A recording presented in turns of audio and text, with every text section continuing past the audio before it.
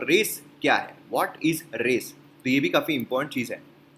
देखिए, group of community, race मतलब basically क्या है, रेस मतलब दौड़ना नहीं कि हम रेस लगा रहे हैं, भाग रहे हैं, वो नहीं। यहाँ पर रेस क्या है, अ ग्रुप या फिर community of human being formed on a common. यहाँ पर कॉमन क्या होता है, मतलब कम्युनिटी है, ठीक है, ग्रुप है या कम्युनिटी है जिसमें हमें कॉमन चीज़ें कौन सी देखने को मिलती है, फिजिकल एट्रीब्यूट, मतलब दिखने में वो सेम होंगे, सोशल इक्वालिटीज जो है, क्वालिटीज जो है वो यहाँ पर शेयर कर रहे हैं।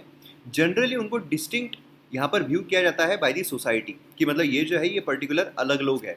जैसे मोस्टली जो कॉमन वर्ड निकल कर आता है वो है निग्रो, है ना, तो ऐसे हमें यहाँ पर देखने को मिलता है। इनिशियली रेस जो है वो बेस था on the basis of physical and behavioural aspect, मतलब उसका फिजिकल अपीयरेंस किस तरीके का है, उसका बिहेवियरल एस्पेक्ट किस तरीके का है। ये हम जेनेटिक पर्सपेक्टिव में बात कर रहे हैं कि सेम तरीका का अगर होता है, मतलब कोई अगर गुस्सेल है तो वो नहीं बोलेंगे हम रेस है ना, लेकिन बिहेवियरल एस्पेक्ट कुछ लोगों का सेम होता है, तो वो यहाँ पर रेस जो है वो हम यहाँ पर कंसिडर करते हैं। अब जेनेटिक स्टडीज जो है इन लास्ट 20 ईयर्स उन्होंने यहाँ पर बोला है कि बायोलॉजिकली डिस्टिंक्ट रेस जो है वो भी यहाँ पर एग्जिस्ट करते हैं। स्कॉलर्स अब ये आर्ग्यू करते हैं कि रेस जो है कल्चरल इंटरवेंशन है जो रिफ्लेक्ट करता है स्पेसिफिक एटीट्यूड, बिलीफ, या यहाँ पर पॉपुलेशन वर्ल्ड वाइड जो उस पर इम्पोज किया गया। तो ये चीज़ हमें यहाँ पर देखने को मिलती है रेस के बारे में। देन यहाँ पर टुडेज टाइम अगर हम देखते हैं तो टर्म रेस जो है अप्लाइड होती है रिलीजियस ग्रुप्स पर भी, जीविश रेस हो गए, लिंग्विस्टिक ग्रुप पर भी, अरब रेस हो गई, एथनिक ग्रुप पर भी, जैसे फ्रेंच रेस हो गई, स्लेविश रेस हो गई, चाइनीज रेस हो गई, तो ये भी हमें यहाँ पर देखने को मिलता है। क्लियर है। अब इसके आगे अगर हम बढ़ते हैं तो हमें देखने को मिलता है कि रेसिज्म क्या है। मतलब हमने रेस जो है वो क्या होती है तो समझ लिया, मतलब ये पॉजिटिव कन्वेंशन हो गया, पॉजिटिव वर्ड हो गया कि रेस मतलब क्या है, हमने ये तो डिफाइन कर लिया। अब रेसिज्म क्या है, यहाँ पर हम आते हैं डिफ्रेंसिएशन पर, यहाँ पर हम आते हैं डिस्क्रिमिनेशन पर, यहाँ पर हम आते हैं इन इक्वालिटी पर। तो रेसिज्म बेसिकली क्या है, रेसिज्म ये एक्ट है, prejudice, discrimination, antagonism directed against different race. मतलब यहाँ पर क्या है कि एक पर्टिकुलर ये जो रेस है इसके अगेंस्ट में अगर हम डिस्क्रिमिनेट कर रहे हैं तो ये कहलाता है रेसिज्म। ये एक फीलिंग है of hatred of one person to another, मतलब एक व्यक्ति या फिर एक कम्युनिटी जो है उसके द्वारा अगर कोई हेट्रेड की फीलिंग दर्शाई जा रही है किसी और कम्युनिटी के लिए या फिर किसी और व्यक्ति के लिए, क्यों, क्योंकि उसका स्किन कलर जो है वो अलग है, लैंग्वेज जो है वो अलग है, कस्टम्स जो है वो अलग है, प्लेस ऑफ बर्थ जो है वो अलग है। तो ऐसी अगर चीज़ें होती है कि हेट्रेड आप फैला रहे हो इन कारणों की वजह से, तो वो रेसिज्म जो है वो कहलाता है। मोस्ट ऑफ द लोगों को मिसकंसेप्शन है कि सिर्फ स्किन कलर जो है वही रेसिज्म कहलाता है, कि मतलब अगर ब्लैक है एंड गोरा वो रेसिज्म है। जी नहीं, यहाँ पर रेसिज्म में सभी तरीके का डिस्क्रिमिनेशन जो है वो भी हमें देखने को मिलता है। जब कोई specific body features are thought to be linked with specific features of behaviour, attitude and idea of race जो है वो इमर्ज होती है। ठीक है। अब इसमें अगर हम देखें तो जो मोस्ट नोटोरस एग्जाम्पल है रेसिज्म का वो है स्लेवरी, है ना, कि ये जो है ये तो स्लेव है, ये भी एक रेस हो गई, स्लेव्स है। मतलब अफ्रीका के बहुत सारे लोग जो है उनको स्लेव बनाकर वेस्टर्न कंट्रीज में ले जाया जाता था एंड वहाँ पर उनसे बहुत ज़्यादा काम जो है वो करवाया जाता था एंड जो महिलाएं हैं उनके साथ रेप, ये सारी चीज़ें जो है वो भी हमें देखने को मिलती थी।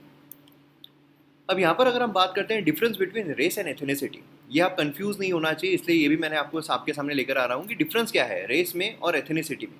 देखिए, रेस जो है उसको अंडरस्टूड किया जाता है most of the people as mixture of physical, behavioural and cultural attribute. ठीक है, ये तीनों जो है यहाँ पर डिस्टिंक्ट रहते हैं, उसको हम रेस यहाँ पर कहते हैं। अब बहुत सारे बार यहाँ रेस एंड एथनिसिटी जो है उसको इंटरचेंजेबली भी इस्तेमाल किया जाता है, लेकिन दोनों में डिफरेंस है। एथनिसिटी अगर हम देखते हैं डिस्क्राइब करता है पर्सन की लैंग्वेज एंड शेयर्ड कल्चर।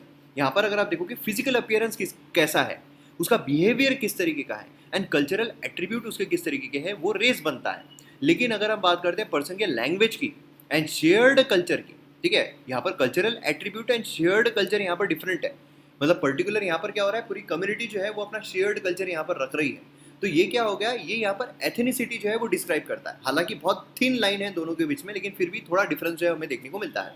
मतलब इन शॉर्ट अगर देखा जाए, रेस जो है something one inherits and ethnicity जो है टिपिकल वन एक्वायर्स। मतलब समझ लीजिए कि यहाँ पर जो फिजिकल अपीयरेंस है, ठीक है, अब यहाँ पर हम समझने के लिए ले लेते हैं कि यहाँ पर अगर हम निग्रो देख रहे हैं, ठीक है, तो चाह कर भी क्या मैं यहाँ पर वो रेस में जा सकता हूँ, नहीं जा सकता हूँ। मतलब ये क्या हो रहा है, ये रेस उन्होंने इनहेरेंट की भी है ना। लेकिन अब यहाँ पर समझ लीजिए कि कोई पर्टिकुलर एक कल्चरल शेयर्ड कल्चर है, ठीक है, मतलब समझ लीजिए एक रिलीजन है, क्या मैं उस रिलीजन में तब्दील हो सकता हूँ, बिल्कुल हो सकता हूँ।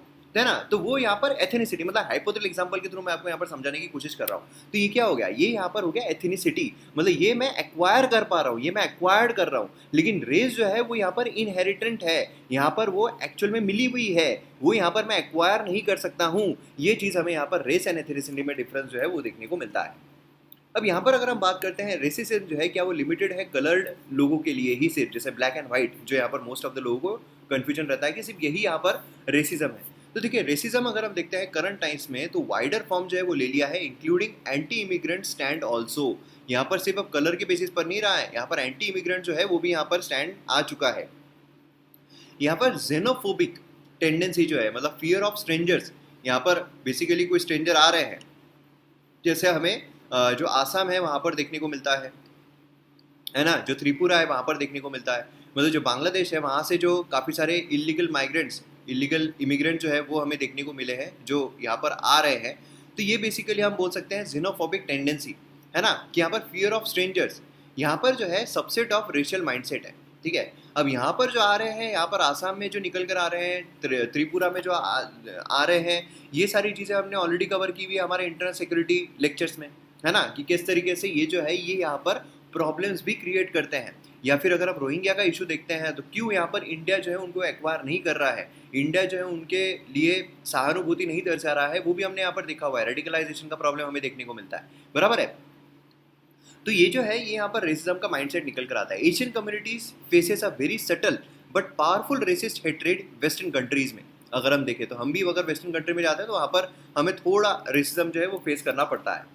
अब यहाँ पर अगर हम बात करते हैं रेसिज्म जो है क्या ये सिर्फ वेस्ट तक लिमिटेड है, देखिए वाइट सुप्रीमेसी जो है ये हमें वेस्टर्न कल्चर से आई हुई देखने को मिलती है, बराबर है, कि यहाँ पर ब्रिटिशर जो आए हुए थे और उन्होंने वाइट सुप्रीमेसी जो है कि गोरे जो है वही राज कर सकते हैं, गोरों को ही अच्छी पोस्ट पर रहना चाहिए, है ना, इंडियंस को अच्छी पोस्ट पर। तो ये क्या था, ये रेसिज्म था बेसिकली, बराबर है।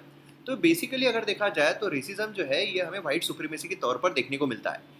लेकिन अभी अगर आप देखोगे तो ये बहुत ज़्यादा जगहों पर फैल चुका है, मतलब एशियन माइंडसेट में भी आ चुका है।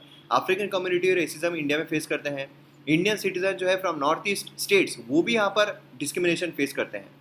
ये हमने इंटरनल सिक्योरिटीज़ में देखा हुआ है किस तरीके से क्यों यहाँ पर जो नॉर्थ ईस्टर्न स्टेट्स है वो यहाँ पर एलिनिएटेड फेस करते हैं। देन यहाँ पर रेशियल डिस्क्रिमिनेशन जो है लिमिटेड नहीं है सिर्फ ब्लैक कम्युनिटी के लिए, लेकिन अब यहाँ पर नेपाली गोरखा बोलिए, रोहिंग्यास बोलिए, उइगुर मुस्लिम्स बोलिए, सभी तरफ हमें ये देखने को मिलता है। अब देखिए अगर हम बात करते हैं रेसिज्म का सोसाइटी पर इम्पैक्ट, तो अलग अलग तरीके का इम्पैक्ट होता है। एक तो हमें पॉलिटिकल इम्पैक्ट देखने को मिलता है।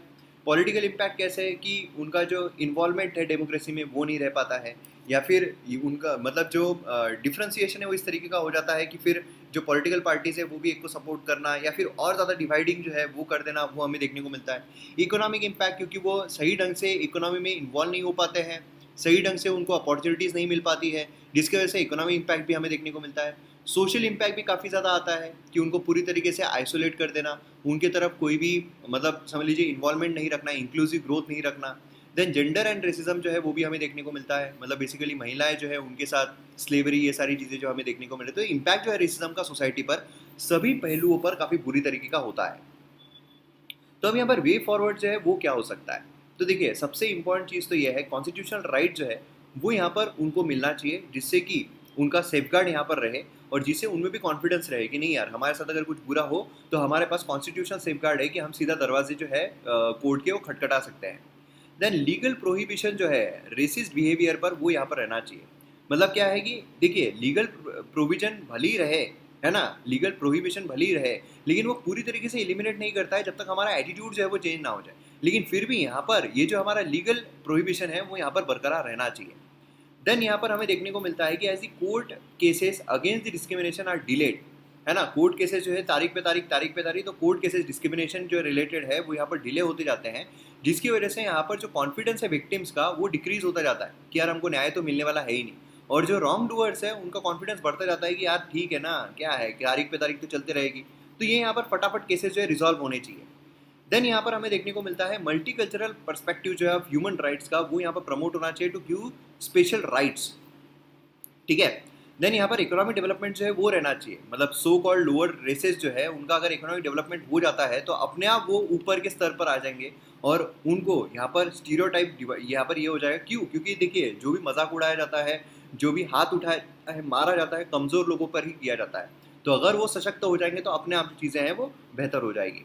देन हमें देखने को मिलता है सोशल अवेयरनेस जो है वो यहाँ पर रहना चाहिए, जिससे कि लोग जो है वो यहाँ पर पहले मतलब माइंडसेट चेंज हो जाए। खासकर अगर हम यंगर जनरेशन देखते हैं तो उनमें यहाँ पर इस तरह की वैल्यूज़ जो है इक्वालिटी की, है ना, तो वो यहाँ पर इनकलकेट की जाए जिससे कि यहाँ पर डिफ्रेंसिएशन ना हो।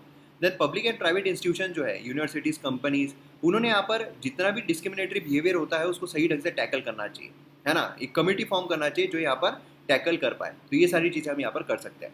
तो मैं उम्मीद करता हूँ आपको पूरी जानकारी यहाँ पर मिल गई होगी, संपूर्ण जानकारी। मतलब अब यहाँ पर आपका कुछ भी छूटा नहीं है जो हम रेशियल डिस्क्रिमिनेशन या फिर रेसिज्म जो है उससे कनेक्टेड हो। तो प्रीलिम्स हो, मेंस हो, आपको यही ढांचा जो है मेंस में अगर पूछा जाए तो यही ढांचा सीधा ओक देना है, ठीक है, वोमिट कर देना है।